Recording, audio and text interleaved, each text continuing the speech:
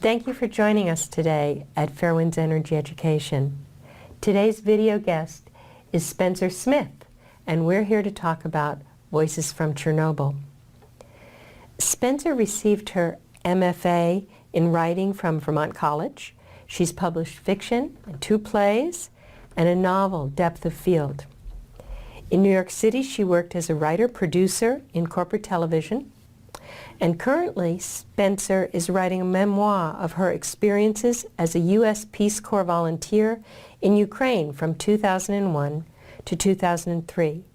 She has returned for visits to Ukraine in 2006, 2009, and plans to visit again this June. Spencer also taught creative writing, fiction, screenplays, memoir at American colleges and universities, as well as in the Ukraine and on a Fulbright in Belarus, Russia. Spencer, thank you for joining us today. Thank you for inviting me. It's good to be here. It's good to have you here. How did you first become interested in Chernobyl? Well, I remember the disaster in 1986. I remember there was a question of what was going on because the Swedes were picking up radioactive signals, and they thought it was one of their reactors. And then soon after, of course, the Soviets were trying to keep it totally quiet. They thought they could do that for some reason. And so, unfortunately, because they didn't tell the world, a lot of people were exposed. I know that the family I lived with during Peace Corps training in Western Ukraine, I remember not the first time I was there, but when I went back later for a visit, the young wife, of the family, her mother is my age, said, you know, my mother and I were out in the radioactive rain. We never told anyone. And of course she had a child later who thankfully is fine. But another friend of mine was in Germany, and she was pregnant, 8 or 9 months pregnant with twins, and she was very upset, of course, because they got a very heavy, she was out working in her garden all day when it was raining. So I kind of, over the years I picked up bits. Now when I was in Ukraine the first time in 01 to 03, nobody wanted to talk about Chernobyl. Of course the Peace Corps did.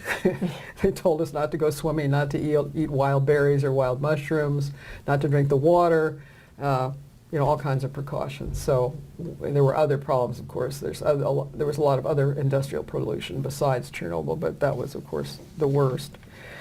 And now, of course, there's a renewed interest in having nuclear reactors in Ukraine. They're trying to build new ones now? Yes, because of their energy problems. They want to get away from natural gas. And so, well, it's all over Europe. The French, of course, are going ahead. They believe it's clean. I saw a portion of an interview last night where they said, well, it's some spokesman saying, well, at least we have clean energy here in France, which is, I don't know, what you would know this, what percent nuclear power they are? I think we're at around 19%. And in this country? Yeah, and I think France is higher than that, but I don't remember off the top of my head because they're having trouble with some of their reactors now. Wow. They have a lot of pollution. They've leaked a lot of radiation from the reprocessing system, which doesn't work correctly. And then what's left, they don't know what to do with all that waste, and they're dumping it in Siberia. So their whole system doesn't work, and now... this is the French are dumping it in Siberia. The French are dumping it, lucky what Russians. they were supposed to reprocess. And well, it's a bad news everywhere. Now, you asked about Chernobyl and what I knew about it when I was there. And when I got back, this book came out in 1997 in Russian. It has a different Molitva Chernobylskaya, which means the prayer of Chernobyl, but the English translation, Voices from Chernobyl, by Svetlana Alexievich, a very well-known Russian or Soviet journalist, except she's exiled, not exiled, but she left for her own safety. So, there. did you ever meet her? I never met her, but I was so taken with this book when it got translated in, I guess it was in '05, and I saw it in '06. I guess it was just before or just after a visit back to Ukraine. And so then I became involved in the Vermont Yankee Decommissioning Alliance when I was living in Montpelier. That was sort of the core of it at that time. And it was getting to be either end of March or early April, and I said, well, you know, the Chernobyl anniversary will be next month. I think it was going to be the 21st anniversary. And I said, we should do something, you know, to get people's attention. And so everybody said, yeah, that's a great idea. What do we do? Well, I had just read this book, and I thought maybe I could make a reader's play out of that. It's a good solution for you as a screenwriter. Yeah, well, I had playwright. written, Yeah. you know, and so I did it in a couple of days, really. I created a narrator, and then I took 6 characters from the book. There are actually 100 characters in the book. But I took 6 plus created a narrator to sort of hold things together. And it worked very well, and we did it first twice in Montpelier, and then we did it in Burlington and Shelburne. That's when I first met you, was the Okay. very first performance in Burlington. Okay. And That was the one maybe at Burlington College, or was it at the UU Church? We did both places. I saw both places. You saw both those, okay. So, and I was so struck and just touched, and it's tearful, and it's so emotional, and I felt so badly for the people, you know. Well, it's you know, it's great because the people are telling their story in their own words. She's a very skillful interviewer, obviously, and then instead of having her questions in there, it's just presented as monologues by these people and their stories. And so I picked a variety. I have an illiterate peasant woman. I have the wife of a firefighter who died a couple of weeks afterwards because they were sent with no protection to the site. Yeah. Then I had the head of the Belarusian, I guess, I don't know, nuclear, anyway, the top scientists in Belarus. Rus. I like that character a lot. And there's another scientist who came in later who talked about how much, like 250,000 soldiers were sacrificed to the disaster. And of course, still, they're trying to enclose the thing because it's still releasing tons of radioactive material. And, you know, they don't have the money for it. And Right. Europe has been pouring a lot of money, billions into this, and still Well, it's not everyone's secure. backed off, and my understanding is that by 2018, that sarcophagus has to be resealed, but there's no funds available to do it. And as we look at this, I mean, the 30th anniversary of this tragedy, and this full meltdown will be in 2016, next year. Just next year. So I think it's really mindful that we talk about this. I was touched. Well, there's also a thing that I think we talked about it, where, you know, there wasn't a lot of forest in that area. There were forested parts, but mostly it was farmland and people. There were some small towns there.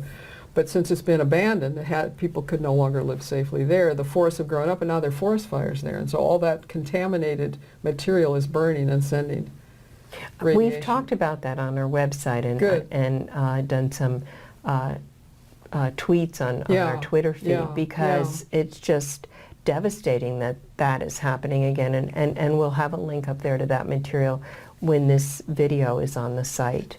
I was especially touched by the character you mentioned earlier from Belarus, the scientist. Most of them were from Belarus because even though it happened in Ukraine, it was right on the border of Belarus, and the wind blew most of the radiation north into Belarus.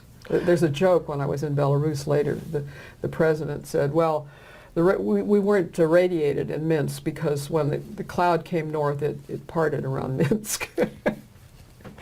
You know, like, oh, well, it's Soviet humor.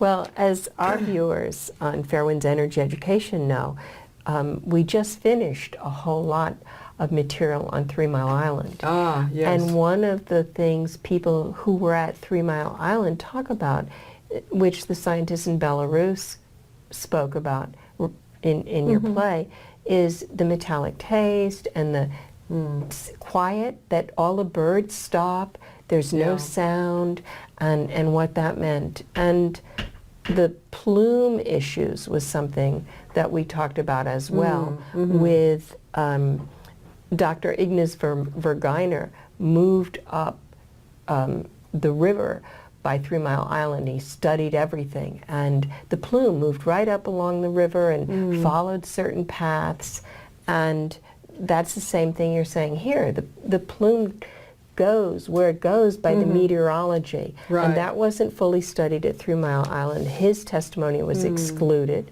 and you have, as you're saying, some people claiming, oh, it never hit us in Minsk because it went around us, you know, and you have what happened in Japan with Fukushima Daiichi, in that people were evacuated into the plume because the meteorologists didn't play a role in that process. Yeah, yeah. Well, I guess if the plume had gone in a slightly different direction, they would have had to evacuate Tokyo. I mean, yes, that's true. Which is that's true. Incredible to just think of New York. Well, of course, we have a plant just 40 miles north of New York City. Right, the Indian Point plant. Yeah. And the evacuation plan no, there's no way to evacuate. Yeah, it's hopeless. Yeah, it's hopeless. Yeah. So this is a really fine book. I recommend it. The original that the play is taken from, and the play, I guess, will be also posted in text form. You have an audio version, but also in text form. If people want to perform the play, they can download it. Okay, that would be and that'll be terrific. Have a community reading. So that was one of my questions for you. Who should they connect with? Should they write? Do they have to write for permission, or can they? No, I posted at the top of the text that I sent to you that anybody can perform this play as long as they don't charge admission. Good. And you're allowed to charge a small not charge, but ask for a small donation just to help if you have to rent a space to do it or something like that. That's wonderful. But, yeah. That's wonderful. And it was the Dalkey Archive Press that actually did the American version, and we had a lawyer in our group, Ben Scotch, who contacted them, and they said that these were the terms we could use it if we weren't making money from it. That's wonderful. I feel that's really important. You said you're still in touch with many of the people there, and you're going back in June. What are you going to be doing in June when you're back there? Well, I'm going to visit with my friends who I know, and I may be do some readings of my writing in local libraries.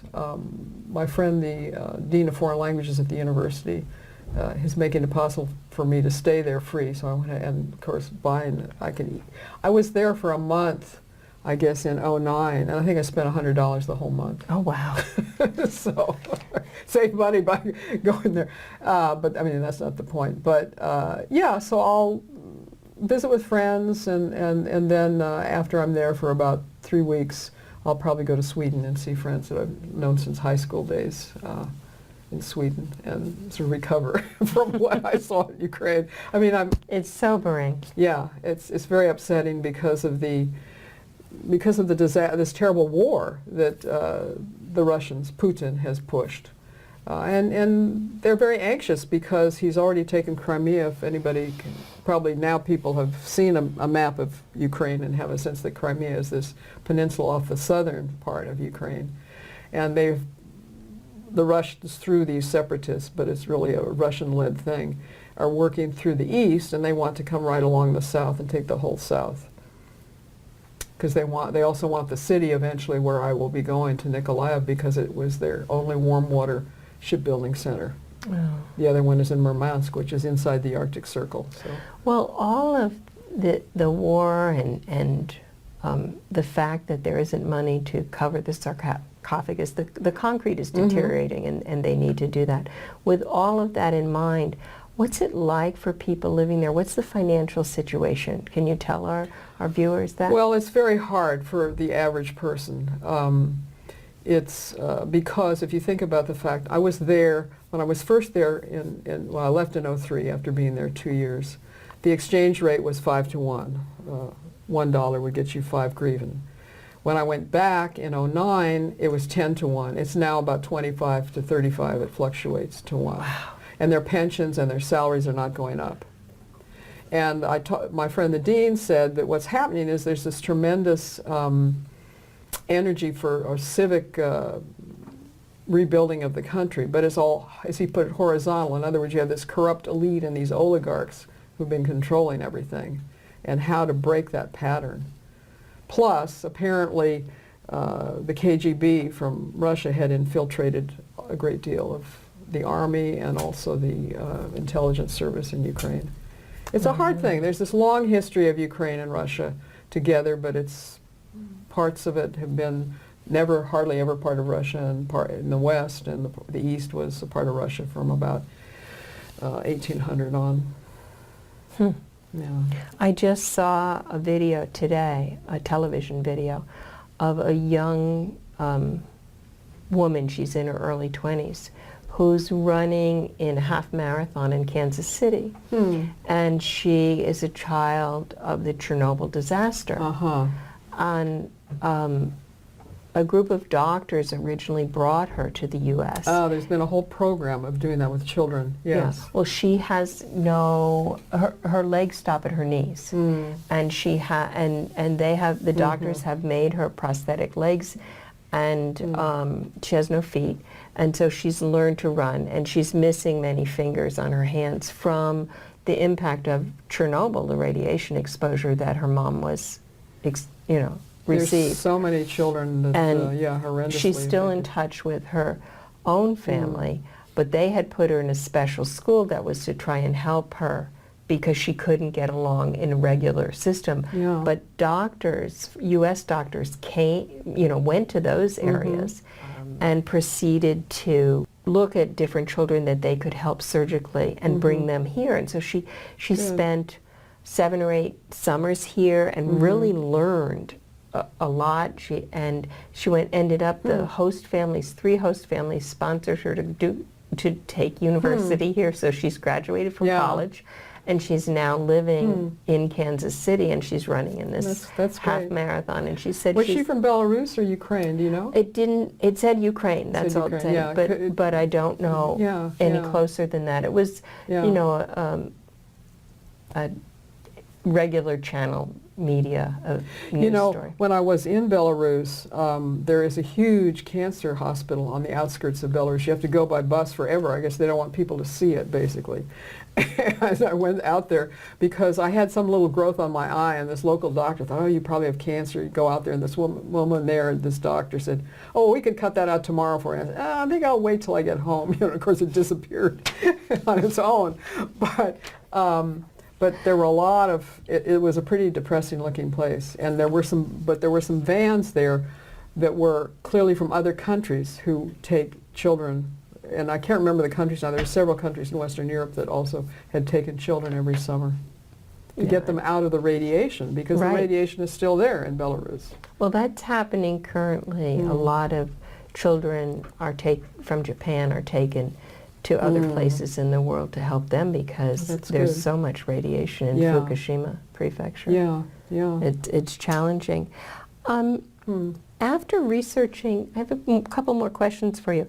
After researching this material and writing the reader's play, what are your opinions about nuclear power?